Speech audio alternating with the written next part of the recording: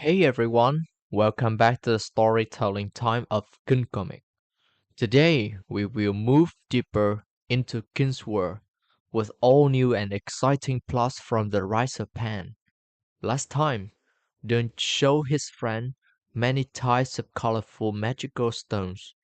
Now, it's time for us to see how many percent of his word is true.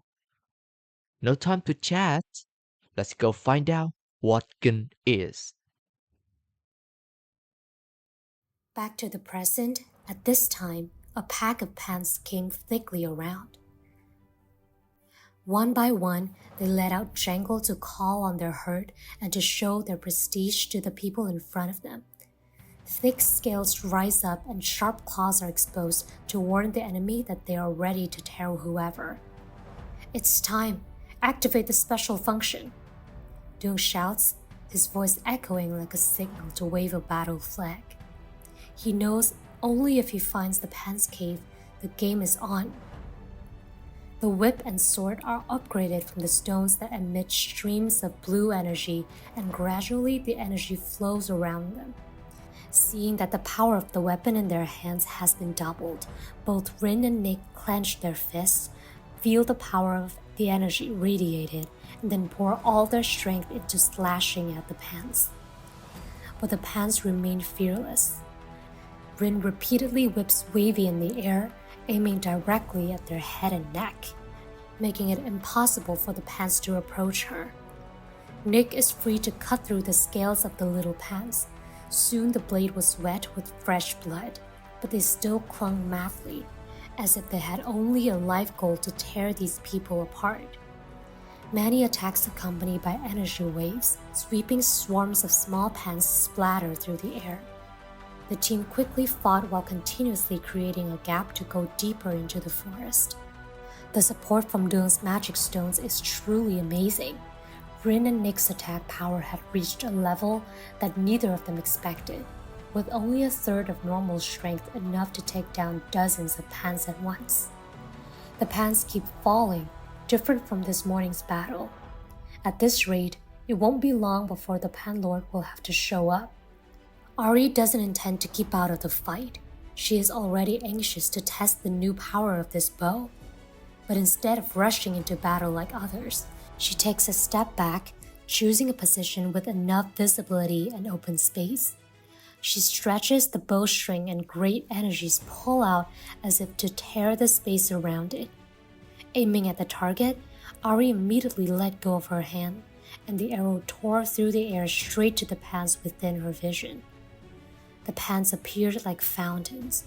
The forest road behind them was covered with a dense black.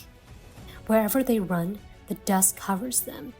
The scene behind them turns to hell, with only the greedy monsters showing the cruel blue eyes and bloody pointy teeth. A loud explosion resounded as the arrow hit the ground. The ground cracked openly. An explosion with a super strong shock kicked all rocks and almost all of the small Pans within a radius of 5 footsteps. The conflict was temporarily stopped. Ari sees the damage from her arrow and rolls her eyes in surprise. The young girl glanced at the Pans that had just been defeated, then rolled her eyes at the bow in her hand and silently exclamatory. However, within seconds of the previous one's falling, other small Pans rushed out from the center of the cave. Doong and the others attack with force as they enter the center of their lair. Getting deeper inside, the number of small Pans becomes more and more no bounds. Looking down from above, they are as populous as an anthill rushing out into the air. They also no longer rush to attack at the same time, but quickly split up to climb the surrounding cliffs to surround everyone. The 5 of them are outnumbered by the Pans and gradually gather in a corner. The place where the Pans make their nest is a closed place with lots of rock and deep canyons in the forest, where many perennial trees and many obstacles are often chosen by them to create a safe place and easy to defend when being attacked. Maybe after the transformation, The demonic aura from them has affected the surrounding area and harmed the growth of plants and animals around. So it seems that this is the reason why there are no living creatures around here. When everyone is surrounded by pans, they don't know how to move forward. Thuong discovers a gap leading the way through a cliff. Although the path is quite dangerous, the road surface is very small. But with no other choice, they could only quickly and carefully pass. On one side is a deep mountain pit that only needs to fall to be seriously injured. On the other side is a high cliff that the pans are also quickly heading towards. Only a short distance, but the doctor did not dare to look down. He just dares to follow in the footsteps of Thuong ahead and follow. Safely crossing the cliffs, they entered a fairly large area where the bare of this dead land became clearer. A fairly large area appeared with only a huge old tree stump that had ever died. One sheer-sided tree was all dried up and dead. The trunk is so big, the bark is peeling and rough, and the black mold was in clusters. Fortunately, it is very suitable as a defense against the massive attacks of the pans. At this point, the situation is all very urgent. Although the pans are small in size, they are overwhelming in number. If they counterattack like this, even with the support of magic stones, it will be difficult to avoid casualties. It does not include the whip and the sword of the Rin and Nick sisters, also consumed a lot of energy. Along with that, at too close a distance, Ari's bow and arrow would react too slowly compared to the pan's speed. Stay this way, how can they hold out until we find the Pan Lord? They have no time to think. When the pans get closer to the middle of the land and gain space, they became more and more frantic, trying to surround the group of people. "We're surrounded!" Ari whizzes, her hands still back-to-back shooting arrows. Sweat was wet on both temples and her teeth were clenched together. On the brink of death, the pans are gathering more and more towards all. They have smelled the scent of raw meat near at hand and heard the sound of blood rolling off of their bodies in waves, which is their battle signal, the origin of the frenzied hunger. Rin and Nick move forward, using their weapons to continue holding out, stopping the pans to buy time. Being pushed too hard, the arrows, the swings of the whips, and swords are about to be unable to keep everyone safe. Ari hastily turned around and asked Thuong, "Danger! What should we do, mage? Everybody comes up here quickly!" Responding to Ari's question is not Thuong's answer, but the doctor's voice coming down from above.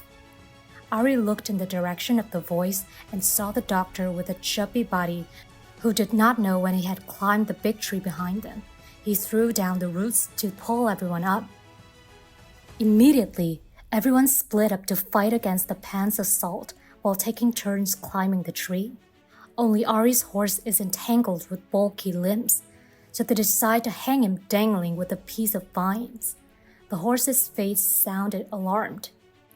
Its mouth is twisted, and its help-entreating eyes look towards the owner. 5 men and 1 horse, 6 lives as hanging by a thread. The crazy little pans have gathered, the danger close to the forehead, and the sharp black lumps below were constantly bobbing up and down. The claws of a series of pans scratched the dry tree trunks, making unpleasant sounds, like someone is grinding a wooden stick against their ears, one after another. Some even step on their companions to climb up. There's no time like the present.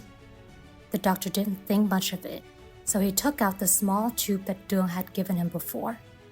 He took a deep breath and turned to the pans below to blow hard. From the tip of the tube, a burst of blue flame shot out. The fire rushes down and blazes up furiously, engulfing the small group of pans that are dense around the base of the tree. The sporadic ones that managed to climb to the middle of the tree received the first burst of fire, falling one after another, and those on the ground cannot help but struggle in pain.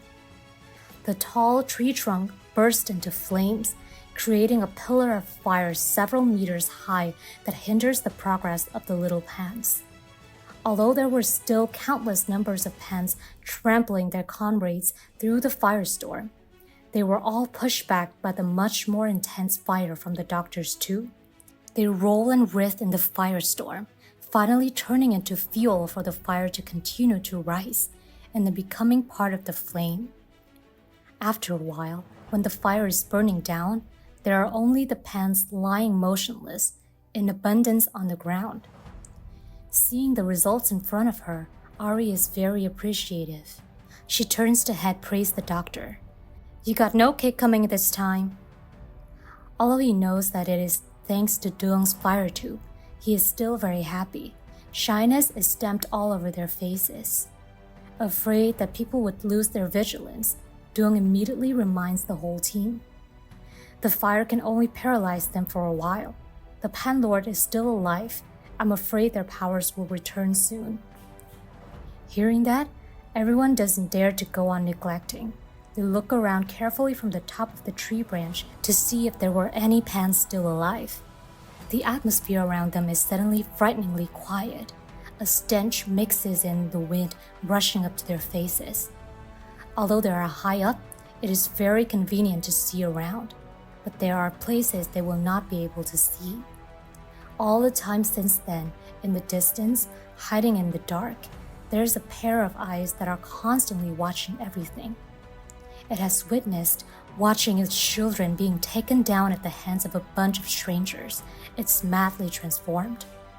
Grrr! Right now, roar resounds. From the underground near the tree, a pan that is 4 times larger than an adult breaks through the gravelly soil and emerged. It opens its red mouth and lunge. Its large scales are erect like it wants to pierce everything. Its footsteps shock the entire surrounding land and head straight in the direction of Thuong's group. The moment the huge monster came into view, everyone keeps staring at it in bewilderment. Wow, what now? The doctor just had some spotlights. Then unpredicted things showed up. From the underground, another pan with giant size suddenly appears in anger, like a mother facing disobeying children after an exhausting day of working. Seeing its kind burn down under that fire, and those enemies stuck like a rat in a trap. Look like we're gonna have something fun to see. I don't want to stop it here, but the time for this is now ended. To catch up with what will happen next, please be back here at the next storytelling time. Thank you for your time joining us, and see ya!